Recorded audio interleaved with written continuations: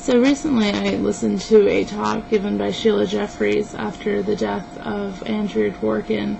There was a memorial conference held in celebration of her life and her work. And Sheila Jeffreys specifically touched on Andrea Dworkin's work on beauty and gender. And I thought it was very interesting because I'd been thinking about this image, particularly the other day.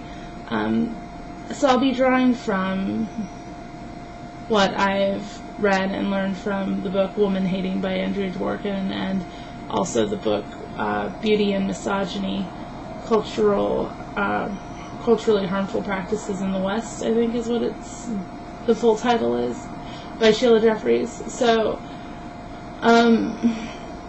this image popped into my mind the other day when I was walking past a beauty salon where they do pedicures, and I saw this poster in the window of pedicured feet, which, okay, that's, pretty common, but they have little French tips, little white tips on the toes, and I've seen women get that before, but then I was just thinking about how ridiculous and absurd that is. I mean, feet usually are in shoes most of the time, and just this idea of women, having, it seems like the goalposts just keep changing and more products need to be consumed and specific looks need to be purchased in order to be physically acceptable. So my little painted black toenails really just don't suffice in terms of appropriate femininity, although that in itself is a feminine practice to lacquer your nails, but we all conform to a certain degree or other.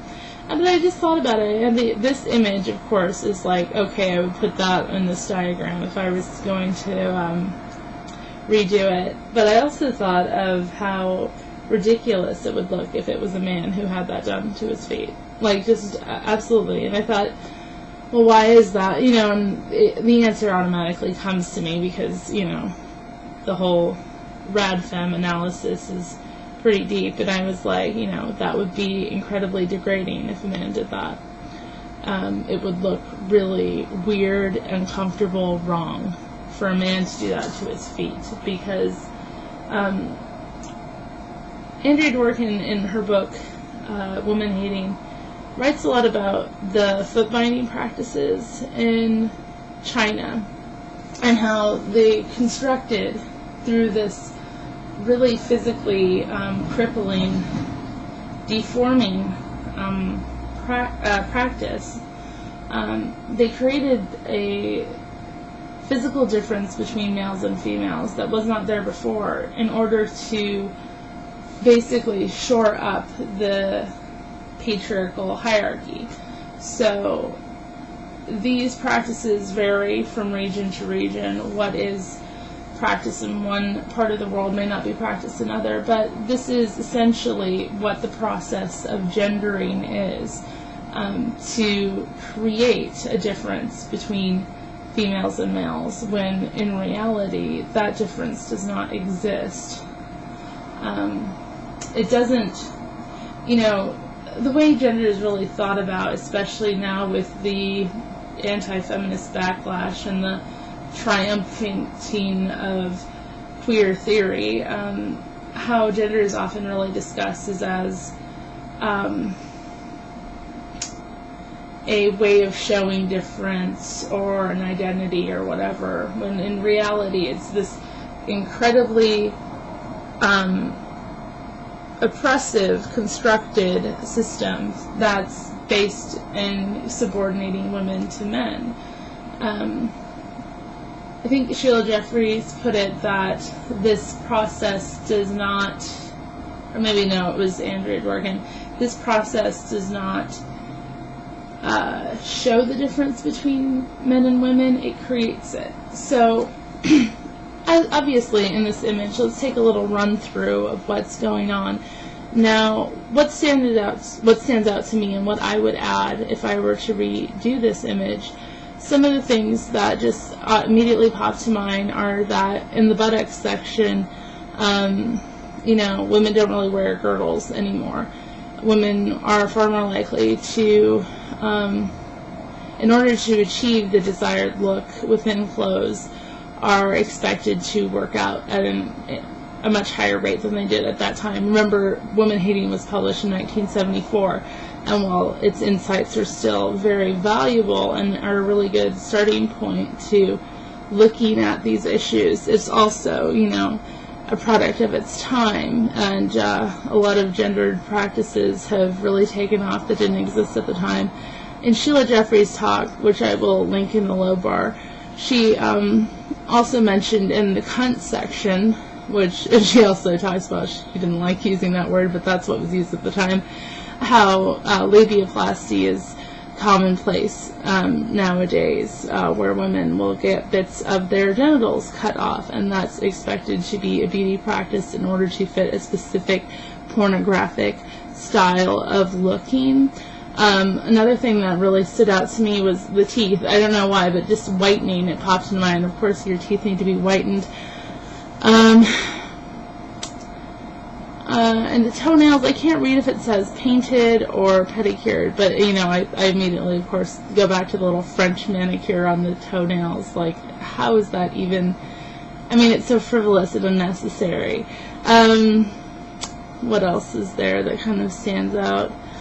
Botox. Sheila Jeffries also mentioned Botox, how women will have botulism injected into their faces in order to freeze the muscles so they look slightly younger.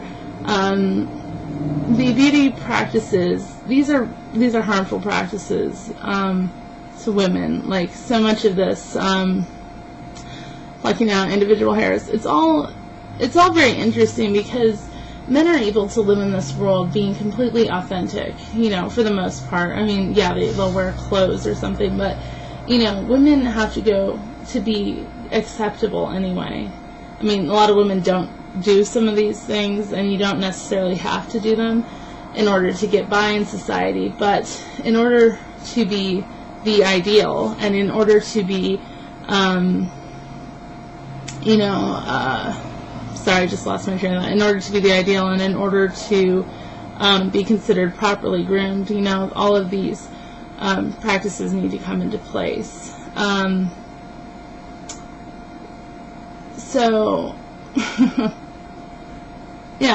It's just amazing. Men are able to be their authentic selves. They don't have to pluck their eyebrows and then pencil them back in. They don't have to do all this crazy shit to their hair, and wear different types of perfumes for different types of parts of their bodies, or remove their body hair, or have botulism injected into their face, or have their toenails painted up like French manicures, or any of this stuff. And this is essentially like why eschewing these beauty practices is so important, because, and learning to, decolonize your mind from this way of viewing yourself, because when you engage in these practices, you aren't objectifying yourself. Essentially, you are making yourself into that object. But apart from that, it reduces your ability to participate in the world with authenticity. Another thing that I guess I'll draw on right now is it reminds me of a line from The Female Eunuch by Germaine Greer, where she talks about how she doesn't want to look at the world through false lashes, and never see things through her own eyes, and how she feels like a transvestite instead of a woman, because this whole process is obviously a direct form of woman hating, doing this to female bodies in order to create a difference between males and females that's obvious.